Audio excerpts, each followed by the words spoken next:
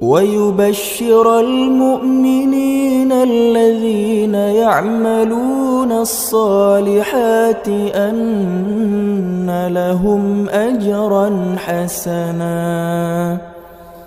ماكثين فيه أبدا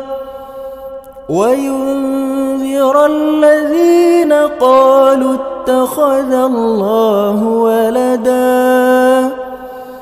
ما لهم به من علم ولا لآبائهم